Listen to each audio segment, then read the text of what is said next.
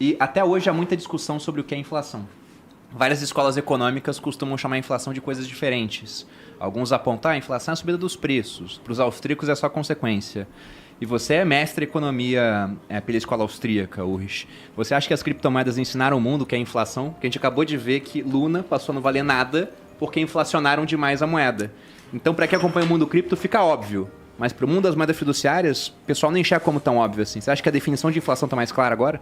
Eu acho que o debate sobre as causas da inflação, sem dúvida que ele voltou em cena, não tenho a menor dúvida disso, e não apenas com relação ao Bitcoin e às criptomoedas, mas também com o mercado em geral agora, das moedas fiduciárias, porque o mundo desenvolvido está com a inflação mais alta dos últimos 40 anos.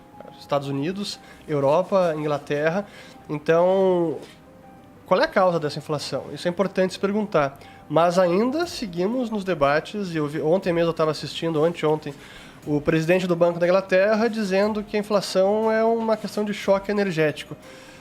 Tem um componente energético, não tem dúvida, mas não é o único. E a inflação mundial que a gente está vivendo hoje, ela começa com o choque monetário dos Estados Unidos, da Europa, mas principalmente do dólar, que foi aquela impressão de trilhões de dólares em meses. Um negócio surreal, né? Dobrou a base monetária em 2 anos. E M2 também, enfim. Mas sim que eu acho que as criptos ajudaram a trazer esse debate de volta à cena, e que é importante, porque se a gente não entende quem é o real culpado pela inflação, como é que a gente vai combater? Como o Roberto Campos dizia, né? Se a gente entende que a inflação é aumento de preços, o culpado é o empresário, é ele que está remarcando o preço lá na ponta. Mas se a gente entende que inflação é expansão monetária, aí o culpado é o governo. Então, mas o Biden deu a solução, só que Total. o Fernando não aceita.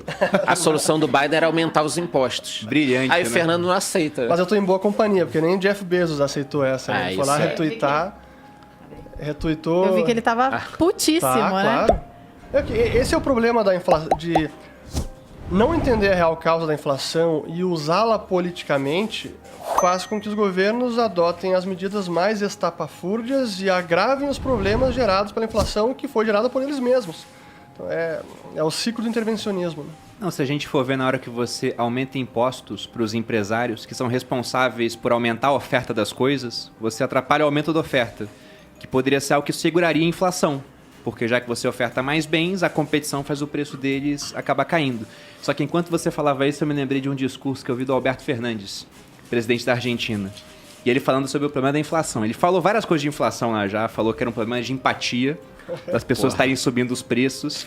E num certo momento ele disse o seguinte, ele falou, os preços estão aumentando e a gente dá mais dinheiro para as pessoas e o preço continua aumentando. Desse jeito não dá, entendeu? Então deu para ver na cara dele que, eu não sei se ele conseguiu ser tão bom ator a ponto de não entender a causa da inflação, ou se ele realmente não entende que o aumento da oferta monetária acaba provocando um aumento de preço no final das contas. Eu acho que ele realmente não entende, porque eu vejo que tem economistas que até hoje não entendem.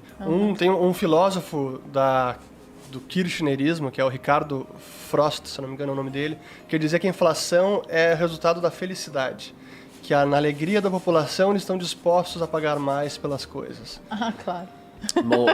Isso que o Bruno falou de não entender, cara, eu também às vezes fico pensando, cara, não é possível que o cara, tipo o Biden, né?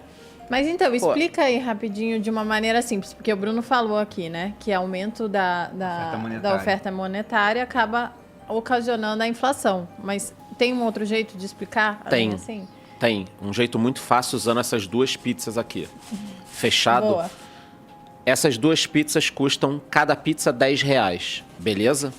Cada pizza R$10. Bons tempos onde era assim, né? Provavelmente elas custam custam um pouco mais, né? Então, mas nós temos só essas 2 pizzas aqui. O Bruno tem R$10 para comprar essas pizzas. A gente não tem R$10 para comprar essa pizza. Ele vai lá e compra uma pizza, sobra outra na loja. A economia está funcionando. Aí, de repente, chega o presidente e fala o seguinte, eu vou distribuir dinheiro. Eu vou distribuir dinheiro para Malu, Felipe, Fernando e Charles. Quando ele der R$20 para cada um de nós, a gente pode comprar pizza. Então, o Bruno podia, agora todo mundo pode, certo? Quando a gente for comprar pizza, a gente vai comprar pizza, a pizza acabou. Né? Então você já gera um problema que acabam os produtos. A próxima pizza o cara vai colocar mais caro ainda. A gente vai começar a comprar tudo. Tudo sobe de preço. numa hora dessas. Porque então, tem mais oferta, tem mais dinheiro, demanda, aí tem o mais cara... dinheiro, os produtos acabam. E aí você tem, por exemplo, essa guerra na... Eu também concordo que não foi a guerra que gerou a inflação. A guerra piorou. Cara, eu acho que os impactos nem chegaram ainda totalmente. Por quê? Porque o Putin vendia gás para a Europa num valor, multiplicou por 3. Aí o que acontece? O cara lá na Alemanha, ele vai usar muito mais do dinheiro dele para pagar o gás. Vai faltar dinheiro para outras coisas. E, cara, isso tudo causa uma bagunça nos preços. Não necessariamente os produtos acabam, ou não necessariamente alguns produtos ficam mais caros de repente. O problema da Argentina, por exemplo, ele é uma cópia da Venezuela. E aí... E agora já admitem isso, porque até pouco tempo atrás era um exagero. E hoje em dia já teve matéria saindo falando, não, tá certo. A Venezuela, ela foi ser... Não, mas espera. Ela foi... Eu vou queimar a largada aqui. Pra, se alguém eu fica não posso com vergonha. comer porque eu tô no desafio comida de verdade. Então não, mas é de verdade. Semana... Mas trigo é milenar. Trigo é verdade. Não é verdade, amor. Então, mas só para acabar esse lance da Venezuela, olha que louco. A Venezuela tinha dinheiro de petróleo, os preços começaram a subir por causa de alguns erros, inflação, e o governo foi tirando, expropriando as empresas. Então ele olhava lá uma empresa de fralda, falava, pô, esse cara tá cobrando muito na fralda. É um problema do empresário. Vamos pegar essa empresa para o governo e vamos cuidar dela de forma a que o preço não fique um absurdo. Aí dava para um general cuidar. O que acontecia? Como ele vendia um preço abaixo do custo, aquela empresa quebrava. As empresas foram quebrando. Então, hoje a Venezuela, ela perdeu 90% das indústrias nos últimos anos. Aí o que acontece? Como ela perdeu 90% das indústrias, não tem produtos. Como não tem produtos, tudo que tem é muito caro. Então, essa é uma forma também de inflação, né? Quando você destrói a tua parte produtiva do país. É o que a Argentina está fazendo. Então, quando você vira e fala o seguinte, olha, quem tem gado no pasto vai ter que vender a X reais arroba. O cara que tem o gado no pasto fala, não, beleza, eu vou matar esse aqui e não vou colocar um próximo. E aí os preços sobem muito mais. Por que sobem muito mais? Você acabou com a oferta. Então... Não, perfeito. Assim, uma forma que eu costumo responder para os economistas também inflação é simplesmente a lei de oferta e demanda aplicada ao dinheiro.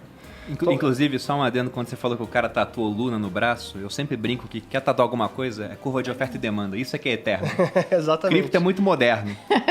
Então, a pergunta para os economistas é, por que a lei de oferta e demanda não se aplica ao dinheiro? Porque se imprimir dinheiro não gera depreciação da moeda, então que lei é essa que rege a moeda, e é unicamente exclusiva ao âmbito monetário? Essa é a questão.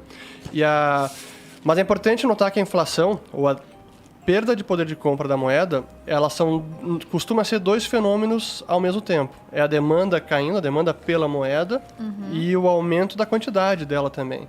E dependendo da intensidade desse movimento é que a gente vê a hiperinflação. Por isso que esse episódio agora da Luna, ele é tão ilustrativo para o fenômeno inflacionário, porque a gente vê as duas coisas acontecendo. A demanda colapsando e eles imprimindo sem loucamente parar. Que é o que acontecia no Brasil na década de 80, né? Ninguém mais queria ter cruzeiro, o cruzeiro real. Então era menos demanda, o cara pegava a moeda e queria trocar na hora por alguma coisa e o governo aumentando o tempo.